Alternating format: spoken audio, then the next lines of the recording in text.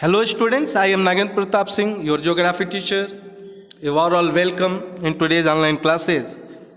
Today I am going to start the new topic, that is food security. Khadya Suraksha.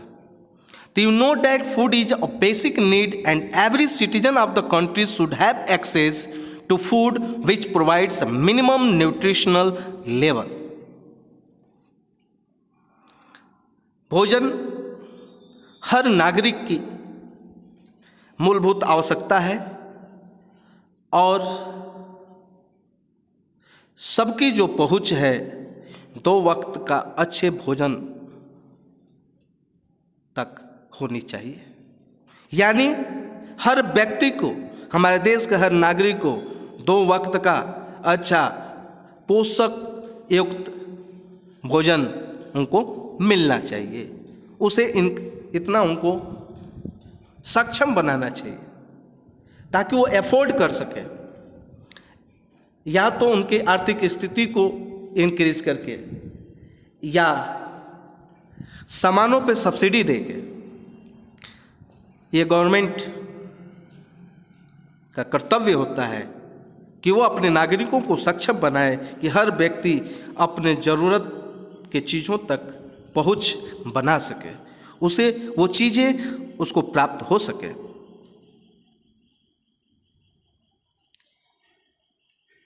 यदि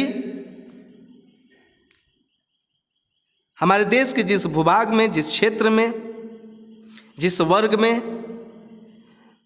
जिन लोगों की पहुंच भोजन तक नहीं है, यानी ऐसे लोग जो सक्षम नहीं हैं कि वो महंगे दरों पे अनाज खरीद सके, वहाँ लोगों को खाद्य सुरक्षा की कमियां देखने को मिलती हैं। वहाँ खाद्य सुरक्षा की कमी के कारण लोगों को परेशानियां उठानी पड़ती है। ऐसे लोग जिनके लिए कोई खाद्य सुरक्षा मायने नहीं रखता, ऐसे लोग जिनको समय से भोजन भी नहीं मिलता, वे दूर दराज के गांवों में रहने वाले गरीब लोग, जंगल कंधाओं में, पहाड़ों में रहने वाले लोग, आदिवासी, या ऐसी जगह हैं जहां अक्सर प्राकृतिक आपदाएं आती रहती हैं जिससे कि वो हमेशा प्रभावित रहते हैं, तो इस तरह के लोगों को भोजन की दिक्कत होती है। ऐसे लोगों को समय से भोजन नहीं मिल पाता है, तो गवर्नमेंट को यह चाहिए कि इन ऐसे प्रभावित लोगों को कम से कम 2 वक्त का भोजन मिल सके, या तो उन्हें सक्षम बनाए या कम सब्सिडाइज रेट पे उन्हें मुहैया कराए। क्योंकि जो आर्थिक रूप से कमज़ोर होते हैं, चाहे पिछड़े इलाके में होते हैं, चाहे पिछड़े वर्ग से होते हैं, ऐसे लोगों को गरीबी के कारण, प्राकृतिक आपदाओं से बर्बादी के कारण उन्हें नहीं मिल पाता है। इसलिए गवर्नमेंट ने हमारे समाज के लिए national food security system design किया है, जिसमें 2 कंपोनेंट होते हैं, एक बफर स्टॉक और दूसरा पब्लिक डिस्ट्रीब्यूशन सिस्टम। हर व्यक्ति को भोजन मिले, इसके लिए गवर्नमेंट का एक सिस्टम है जिसके 2 कंपोनेंट हैं, यानी 2 कंपोनेंट से मिलकर या नेशनल फूड सिक्योरिटी सिस्टम तंत्र जो है, भारतीय खाद्य सुरक्षा तंत्र ये दो कंपोनेंट से मिलकर बना होता है, एक बफर स्टॉक और दूसरा पब्लिक डिस्ट्रीब्यूशन सिस्टम जिसको पीडीएस कहते हैं। वह बफर स्टॉक का मतलब होता है कि जो हमारा फूड कॉरपोरेशन ऑफ इंडिया है वह किसानों से अनाज खरीदता है और पब्लिक डिस्ट्रीब्यूशन सिस्टम के माध्यम से वो डिस्ट्रीब्यूट कराता है और कुछ अनाज जो है वो रिजर्व में फ्यूचर नीड्स के लिए, फ्यूचर में पड़ने वाली ज़रूरतों के हिसाब से लोगों तक मदद पहुंचाने के लिए उतना अनाज रिजर्व में रखा जाता है, उसी को बफर स्टॉक कहते हैं। स्टॉक का मतलब भंडार होता है, अलग से एक भंडार को रिजर्व करके रखा जाता है अनाज के भंडार को, ताकि भविष्य में यदि किसी तरह की कोई भी प्राकृतिक आपदा आती है, सूखा आता है, बाढ़ आता है, किसी तरह की कोई महामारी आती है, उस स्थिति में आर्थिक रूप से पूरा समाज ही प्रभावित होता है। स्पेशली दूर दराज पिछड़े इलाकों में रहने वाले पिछड़े वर्ग और आर्थिक रूप से कमजोर व्यक्ति या वैसी जगह जहाँ प्राकृतिक आपदाएं आई हैं, ये लोग आर्थिक रूप से कमज़ोर हो जाते हैं, अक्षम हो जाते हैं, उनके पास इतना भी अफोर्ड नहीं कर पाते हैं कि मार्केट से अपनी ज़रूरत की चीज़ों को खरीद सकें। इसलिए वैसी स्थिति के लिए वो स्टॉक बना के रखा जाता है। गेहूँ हो, चावल हो, चना हो, चीनी हो, तेल हो, ये सारी चीज़ें स्टॉक में रखा जाता है। तो ये बफर स्टॉक के तहत होता है।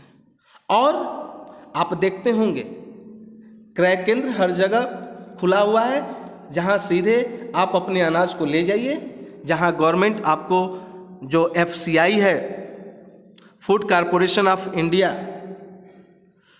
वो एक मिनिमम सपोर्ट प्राइस अनाज का रखती है और उस पे वो खरीदारी करती है। वो इसलिए मिनिमम सपोर्ट प्राइस रखा जाता है ताकि जो बिचौलिए हैं, जो कम दामों पे, औने पौने दामों पे खरीद देते हैं किसानों का अनाज और वही ले जाके महंगे दामों पे बेचते हैं, जिससे कि किसान का कमर टूट जाता है। इसलिए गवर्नमेंट ने योजना बनाया कि कम से कम किसान की मेहनत उसकी मजदूरी जो उसका सही कीमत है अनाज का दिया जाए। इसलिए एफसीआई ने, फूड कॉरपोरेशन ऑफ इंडिया जो है, वो मिनिमम सपोर्ट प्राइस की घोषणा करती है और उसी मिनिमम सपोर्ट प्राइस पे ही किसानों के अनाजों को खरीदा जाता है और पीडीएस के माध्यम से कम दाम पे गरीब लोगों को वितरित कराया जाता है। देखते होंगे आपके गांवों में राशन की दुकान है, जहां आपको गेहूं, चावल, तेल, गवर्नमेंट की तो बहुत स्कीमें हैं, सब कुछ नहीं मिलता, लेकिन गवर्नमेंट की स्कीम के तहत ऐसी बहुत सी चीज़ें हैं जिसको कम दामों पे राशन की दुकान पे उपलब्ध कराया जाता है, वितरित कराया जाता है। तो ये पीडीएस के तहत होता है और एफसीआई जो है वो किसानों से अनाज खरीदने का काम करती है, जैसे कि क्रय केंद्र पे आप देखे भी होंगे कि आपको खाद, बीज सब्सिडाइज रेट पे, आपको छूट पे आपको गवर्नमेंट देती है।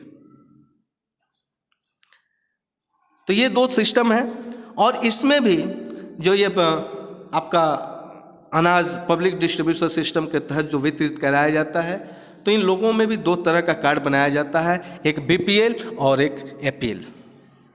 एपीएल जो है एबव पॉवर्टी लाइन, बीपीएल है बिलो पॉवर्टी लाइन। तो पहले ऐसे ही मिलता था, सबको अनाज नहीं मिलता था, लेकिन आज के दौर में हर घर में कार्ड बना है। दो तरह का कार्ड आज भी है, लेकिन हर व्यक्ति को अनाज मिल रहा है, यूनिट्स के हिसाब से मिल रहा है, जबकि पहले की सरकारों में सबको अनाज नहीं मिला करता था। जो एपीएल में है, बीपीएल में जो है, उनको कम दर पे राशन की दुकान से गवर्नमेंट जो है वितरित कराती है, देती है, और एपीएल वालों को थोड़ा सा उससे अधिक दाम पे देती है। तो इस तरह से गवर्नमेंट जो है कई योजनाएं चलाती है, जिसके तहत वो छूट पे, सब्सिडाइज रेट पे देती है, इतना कम रेट पे ताकि गरीब से गरीब व्यक्ति भी कम से कम अपनी ज़रूरतों को पूरी करने के लिए जो भोजन की व्यवस्था है उसको पूरी की जा सके। तो गवर्नमेंट की ये सारी योजनाएं रहती हैं। इस वीडियो में बस इतना ही। अगले वीडियो में और गवर्नमेंट की क्या योजनाएं हैं और कहाँ कमियां हो जाती हैं, क्या क्या करने से क्या इसमें दिक्कतें आ रही हैं, इसको आगे मैं आपको बताऊंगा, जिसके वजह से लोग एग्रीकल्चर सेक्टर से दूसरे सेक्टर में धीरे धीरे शिफ्ट होते जा रहे हैं। इस वीडियो में बस इतना ही। अगले वीडियो में मैं नेक्स्ट आपको बातें बताऊंगा। तब तक के लिए धन्यवाद।